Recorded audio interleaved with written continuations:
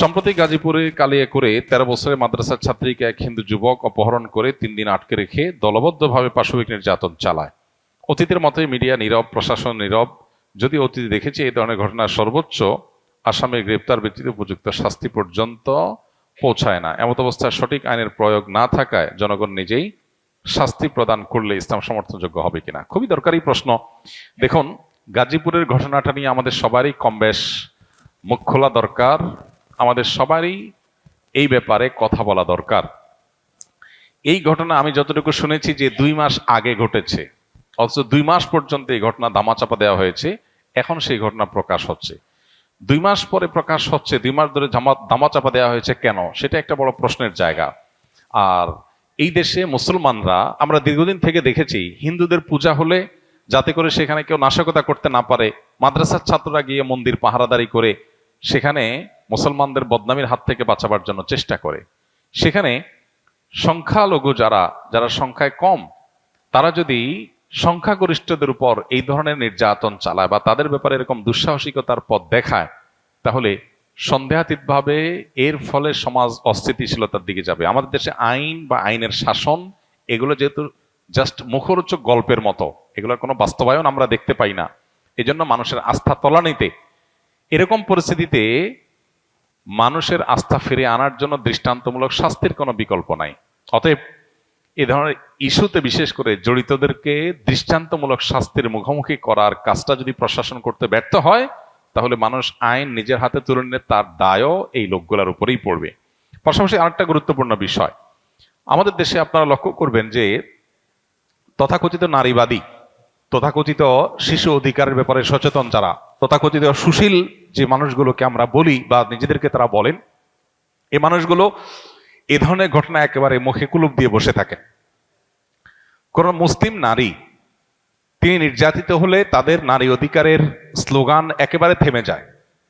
আজকে যদি ঘটনাটা উল্টো হতো, ধরা যাক কোনো মাদ্রাসার ছাত্র, কয়েকজন ছাত্র কোন হিন্দু একটা মেয়েকে, যে শিশু, তাকে তুলে নিয়ে গিয়ে যদি এই জুলুম করতো, এই নির্যাতন করতো, তাহলে আজকে সারা দেশের মিডিয়া, সারা দেশের তথাকথিত প্রগতিশীল নারীবাদী, এদের পেরেশানের কোনো শেষ থাকতো না, এদের আওয়াজ অনেক বেশি শোনা যেত। কিন্তু দুর্ভাগ্য যে এখন যখন মুসলিম ভিকটিম, তখন এরা একেবারে চুপ, এদের মুখে কুলুপ। আমি যেন বলার চেষ্টা করি, বিভিন্ন সময় আমাদের সমাজে এই জাতীয় ইস্যুগুলোতে তথাকথিত মানবাধিকার কর্মী কিংবা তথাকথিত মানবতাবাদী, নারীবাদী, এ জাতীয় বিভিন্ন মুখরোচক স্লোগান যারা ধারণ করছে, এই মানুষগুলোর মুখোশ, তাদের আসল রূপ আমাদের সামনে ফুটে ওঠে। এটা দুর্ভাগ্যজনক। অতএব এদেরকে চেনার এই সুযোগগুলো যখন আমরা পাই, তখন আমাদের উচিত হলো তাদেরকে ভালো করে চেনা এবং সতর্ক থাকা। আমরা সবাই যার যার জায়গা থেকে গাজীপুরের ঘটনায় দায়ীদের দৃষ্টান্তমূলক শাস্তির জন্য যার যার জায়গা থেকে চেষ্টা করব এবং কথা তুলব। আল্লাহ তাআলা আমাদেরকে ন্যায্য বিচার পাওয়ার তৌফিক দান করুন। খ্রিস্টান ধর্ম প্রচারে তারা একটা অডিও রিচার্জেবল ডিভাইস মানুষকে হাতে হাতে দেয়, এবং রিচার্জেবল মোবাইলের মতো দেখতে হওয়ায় মানুষ আগ্রহের সাথে গ্রহণ করছে। এর বিরুদ্ধে আমাদের কি কিছুই করার নেই? ভাইরা আমার, খ্রিস্টান মিশনারিগুলো আমাদের দেশে ধর্মান্তকরণের যে প্রক্রিয়া চালাচ্ছে, সেটা আজকে নতুন না, অনেক দিন ধরে। এবং আপনারা জানেন, খ্রিস্টান মিশনারিগুলোর এই যে অপতৎপরতা, এই অপতৎপরতা আমাদের পাহাড়ি অঞ্চলকে অস্থির করে তুলতেছে, এবং সেখানে প্রতিনিয়ত মানুষ অশান্তির মধ্যে বসবাস করতে হচ্ছে। আমাদের এই ছোট্ট একটা দেশকে নিয়ে যে ষড়যন্ত্র হয়, এর ভিতরে সবচেয়ে বড় ষড়যন্ত্র হলো খ্রিস্টান মিশনারিগুলোর ষড়যন্ত্র। এই ষড়যন্ত্রকে নস্যাৎ করার জন্য আমাদের সতর্ক হতে হবে। সোশ্যাল মিডিয়াতে, ফেসবুকে আপনারা দেখবেন যে বিভিন্ন ধর্মের মানুষেরা প্রতারণা করে তাদের ধর্মের দাওয়াত দিচ্ছে। কিভাবে? এই যে একটা ডিভাইস একজনকে ধরাই দিচ্ছে, সাধারণ মানুষ মোবাইল টোবাইলে জাতীয় কিছু মনে করে নিচ্ছে, এরপর দেখা যাচ্ছে ওখানে শুধুমাত্র খ্রিস্টান ধর্মের বিভিন্ন বক্তব্য, ওয়াজ, নসিহত, বই পুস্তক, ইনজিল ইত্যাদি আছে, আর কিছু নাই। তার মানে খুব কৌশলে প্রতারণা করে মানুষকে অন্য ধর্মের দিকে আহ্বান করা হচ্ছে। আবার দেশের অনেক জায়গাতে আমরা দেখেছি যে মানুষকে খ্রিস্টান ধর্মের দাওয়াত দেওয়ার নাম করে আপনার বিভিন্ন প্রলোভন দেয়া হচ্ছে, তাদেরকে বিভিন্ন সুযোগ সুবিধা দেওয়া হচ্ছে। এটা ওপেন সিক্রেট, উত্তরবঙ্গে প্রত্যেকটা জেলায় খ্রিস্টান মিশনারিগুলো এভাবে কাজ করছে। এবং উত্তরবঙ্গে গেলে দেখা যায় তাদের যে পরিমাণ কার্যক্রম, অফিস আদালত, গাড়ি ঘোড়া, তাদের লোকবল যেভাবে কাজ করছে, প্রশাসনের কিছু অসাধু মানুষ সামান্য কিছু ঘুষ পেয়ে তারা অনায়াসে এদেরকে এই অনৈতিক এবং অবৈধ রাষ্ট্রীয় আইনে যেটা নিষিদ্ধ প্রলোভন দেখিয়ে ধর্মান্তরিত করার এই কাজটা তারা কিন্তু অহরহ করে যাচ্ছে, যেন দেখার কেউ নাই।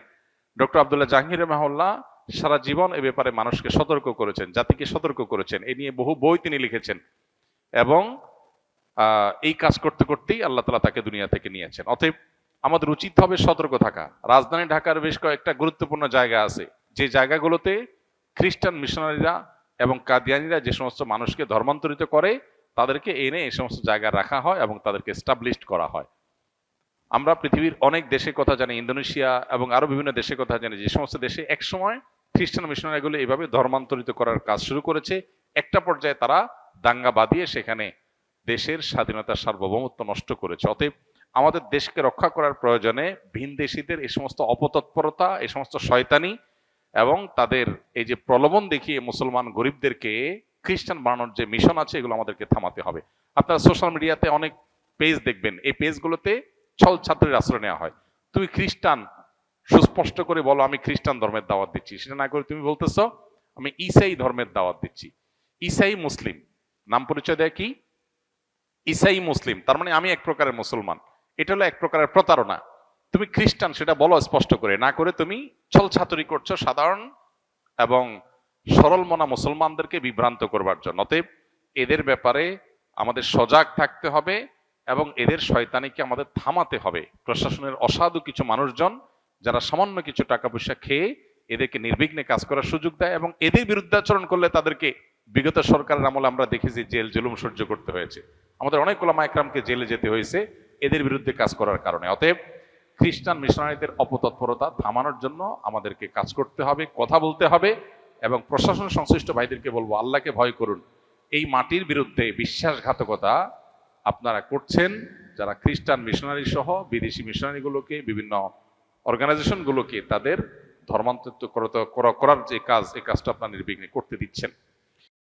আস-সুন্নাহ ফাউন্ডেশন, উম্মার স্বার্থে সুন্নাহর সাথে।